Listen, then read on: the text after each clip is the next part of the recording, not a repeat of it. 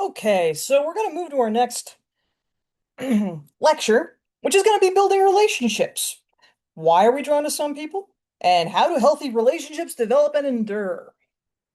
This one's going to be a little bit brighter than the last one. So, here we go. And I am doing them back to back, and I'm taking a 180. I might have drank some coffee as well. So, why do we like some people more than others? Think about some of your closest friends. All right. What first brought you together? Was it interests, classes, personalities? Was it convenient or by chance? Would you still be friends? Like, okay, how about somebody that you met at school? Would you still be friends if you had not met them at school? So really the question is like how much of friendship is a choice and how much of it really is opportunity? A lot of our relationships do begin through just ordinary circumstances that create opportunities for repeated interaction. And so one of the strongest predictors for friendship is it's pretty simple here. Proximity. We are more likely to form relationships with those we encounter frequently. Yes. When I was teaching sociology, I gave this example in that like if I am so much more likely to be in a relationship with somebody that I went to high school with than somebody that lives in LA. I'm not going to meet, well, I haven't been to LA, so how am I going to be in a relationship with them? It's literally opportunity. So, yes, you're more likely to be in a relationship. Neighbors, classmates, coworkers, teammates, dorm residents. Because you're going to have repeated interactions with these people, and thus they're going to be more familiar. And because of that, you're going to have a better chance of developing a relationship with them. So Festinger, Schachter, and Back in 1950 actually did a study on this. Um, at a study in basically a dorm at MIT, and they mapped where students lived and recorded who became friends over time. And those living near stairwells, mailboxes, common walkways developed more friendships because they encountered more people frequently. So even small differences in physical different in distance influenced who became friends. So repeated opportunities for casual interaction increase familiarity and comfort. Just by being nearby creates relationships that might have never otherwise been developed. Even in regard to the classrooms I teach in, I teach all over the campus. You guys know where my office is. It's in a little cubby hole in a random classroom. And honestly, like if I was just to teach in that classroom, I'm not going to interact with that many people, but I go all over the place. And so I do come across tons of people. And because of that, I've developed a lot of different relationships. And again, it provides the opportunity to develop relationships. It doesn't mean you're going to develop a relationship. You still have to be compatible, and there has to be multiple effort from both sides. So, why does this matter so much? This is when we get into the mere exposure effect. And this is the tendency for repeated exposure to a person, object, or stimulus to increase our liking. So, other examples, songs on the radio. Maybe initially you don't hear it, but you know what? It kind of grows on you. Favorite restaurants? Again, if you go enough times, maybe again it really grows on you, or you get sick of it. Classmates kind of grows on you. Coworkers, again, maybe they drive you crazy for a while, but after you're there for a while, again, maybe you enjoy them. Neighbors, familiarity often, not always, creates liking. So we also have Robert Zajonc, who I ruined his name earlier in the semester. He presented participants with an unfamiliar stimuli, nonsense words, Chinese characters, again, people who can read Chinese, and pictures of unfamiliar faces. Some images only appeared once, others over and over, and then participants were asked to rate how much they liked each item. And the findings were pretty consistent. Those that the participants had seen more often were rated as more pleasant and more likable, even if they didn't consciously remember seeing them before. So the researcher concluded familiarity itself creates positive feelings. So things that are familiar tend to feel safer, they're more predictable, and they're more comfortable than something that is brand new and strange to us. And the mere exposure effect also, it's strongest when the initial experience is neutral or mildly positive. So with the favorite restaurant, if you went to McDonald's and had the worst experience of your life, that's not going to work that well. You kind of need like a general experience for this to work.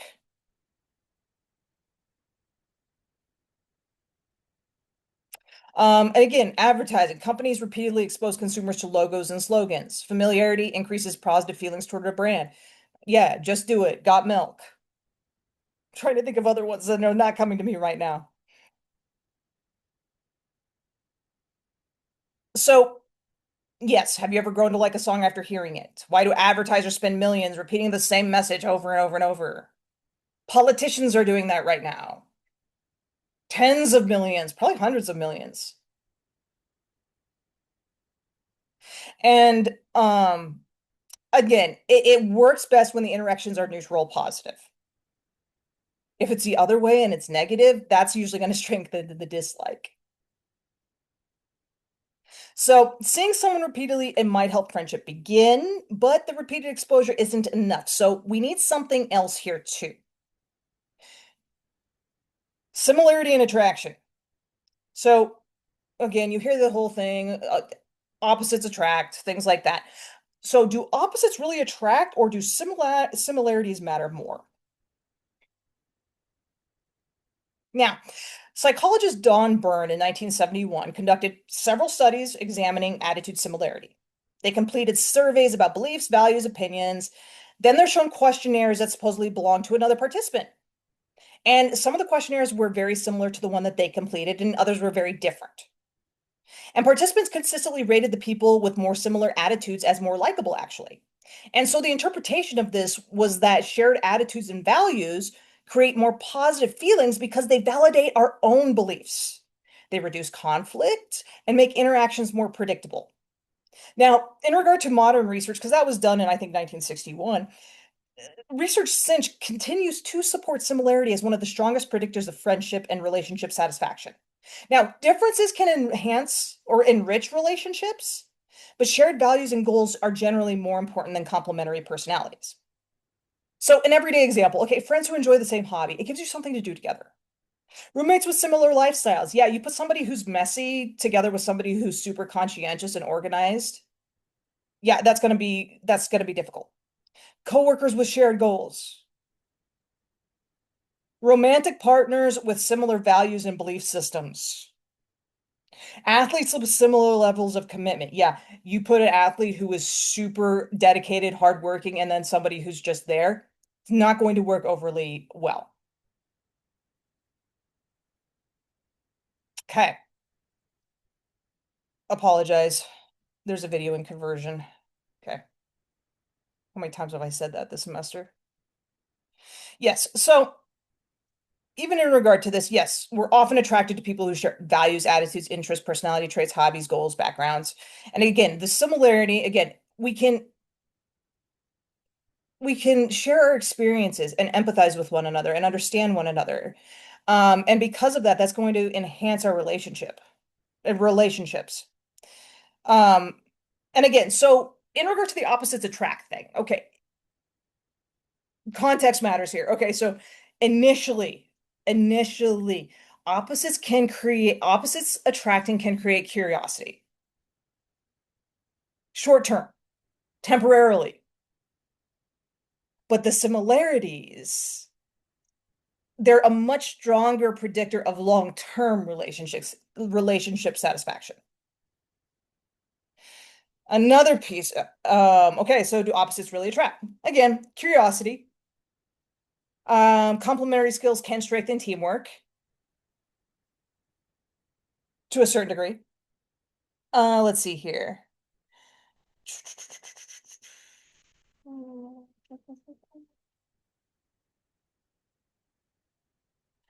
Um,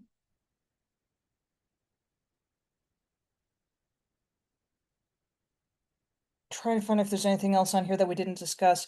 Yeah, but shared values do remain more important than opposite personalities. Again, differences spark interest, intrigue. But again, that similarity is going to help relationships endure over time. Now, another thing, physical attractiveness. Alrighty. So research does suggest that physical attractiveness can influence, okay, those first impressions, physical attraction to somebody.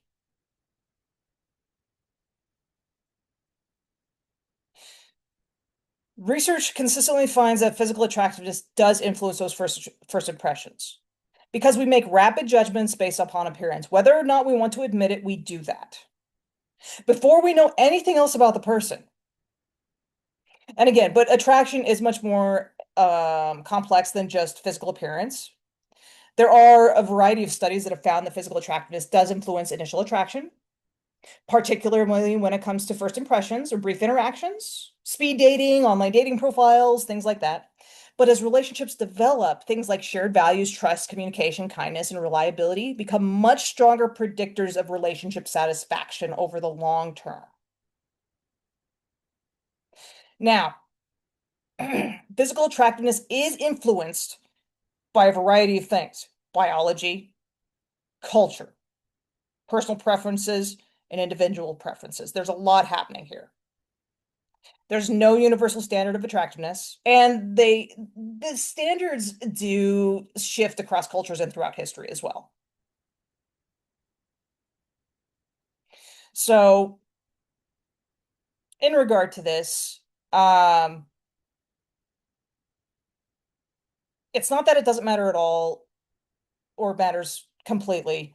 It's very, again, it's not binary in nature. It matters where it does matter for to say that it matters in early interactions.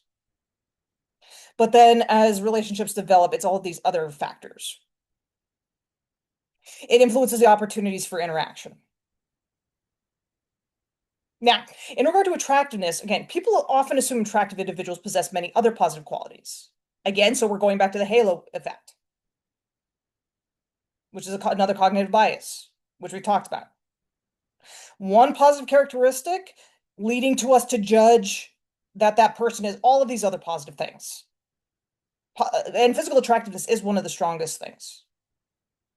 Okay, so Dion and colleagues in 1972, researchers asked participants to evaluate photographs of individuals who varied in perceived attractiveness. So participants consistently rated the more attractive individuals as also more intelligent, socially competent, happier, and more successful, even though they had no evidence or information about any of these things. This is what is called the quote, what is beautiful is good stereotype. This effect demonstrates how quickly people make assumptions from very little information. Again, our mind wants to fill in all of these gaps or missing information. These assumptions occur automatically and outside our conscious awareness. And modern research, since this was done, does continue to find that appearance does influence first impressions in areas of employment, politics, education, and dating. But again, as we learn more about people, these effects become weaker. So, awareness of the effect. I keep bringing this up because awareness of the effect is important. It helps us to make more accurate and fair evaluations of others. So if attractiveness first influences first impressions, do people tend to choose partners who are similarly attractive? This is the matching hypothesis. So if everybody prefers highly attractive partners, why don't all relationships look the same? So do people choose the most attractive partner available or someone they perceive as similar to themselves? So Hatfield and colleagues did conduct the research on this, and what they did is they observed dating couples and found that partners often showed similar levels of perceived physical attractiveness. So rather than everybody pursuing the most conventionally attractive person, many formed relationships with people they viewed as comparable to themselves. So they look for similarity. So the matching hypothesis suggests people often seek relationships where they believe attraction and interest are likely to be mutual or similar. And this similarity, it can reduce fear of rejection and increase relationship stability. And again, these are trends, they're not rules. People form successful relationships across a variety of attractiveness, personality, education, culture, and life experiences.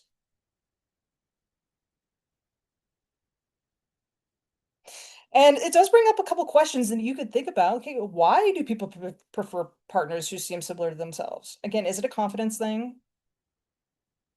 Is it a comfort thing? Is it a drive for similarity?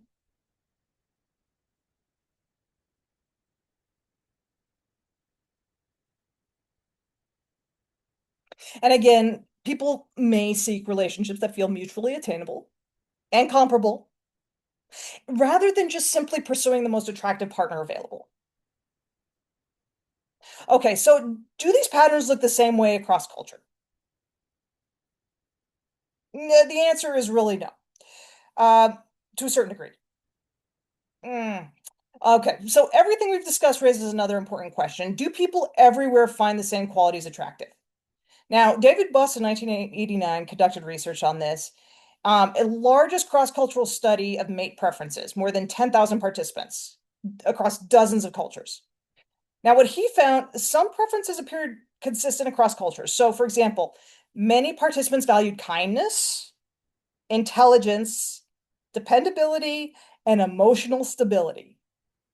There's other preferences that did vary depending on cultural values. So things like gender roles, economic conditions, social expectations. So the findings do suggest that attraction reflects biological influences as well as cultural learning. But neither explanation does fully account for human relationships. That's important to know. Um, Modern relationships are incredibly diverse. Not one study is going to be able to describe most people's experiences. So, in regard to this, um, yes, there are healthy relationships are shaped by like universal human needs, but also cultural environments in which we develop. And I do have here in regard to, okay, culture shaping attraction, I do have a link here to the evolution of the perfect body, quote unquote, over time to kind of give you an idea of how these values shift over time, if you're interested. Okay, so I'm going to stop right there because we'll come back and we'll talk about why some relationships last and why some not so much.